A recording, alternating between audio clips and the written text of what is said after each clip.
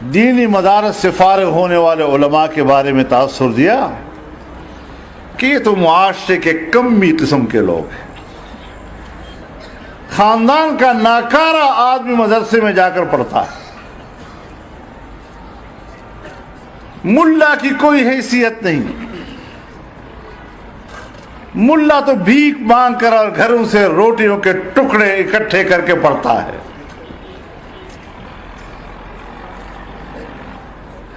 ایک نیچ کی طرح اس کا تاثر دیا.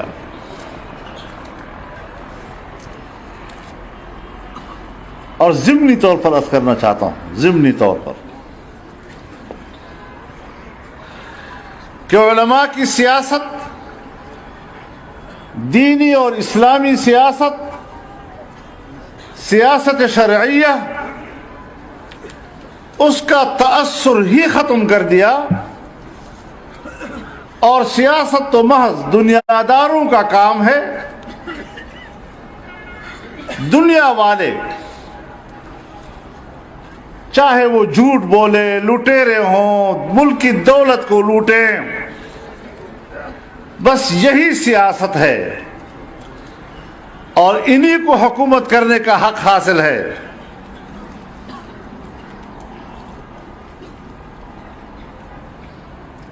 چنانچہ اگر ہمارے ہی اکابرین نے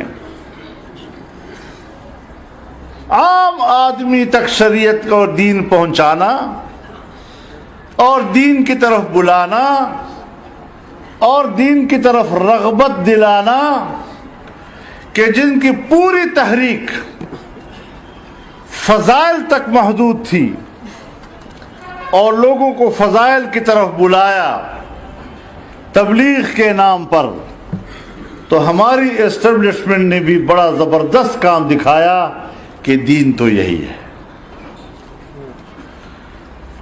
احکام دین نہیں ہے، فرائض و واجبات دین نہیں، صرف فضائل اور فضائل کا تذکرہ اور عام آدمی کا مسجد کی طرف رغبت دلانے کی تحریک کو انہوں نے اس طرح تاثر دیا کہ جائے دین ہی یہی ہے. اور اگر کوئی عالم دین اور مدرسے سے وابستہ کوئی سیاست کی بات کرتا ہے تو یہ تو زرداری اور نواز شریف اور عمران خان جیسے لوگ ہیں، بس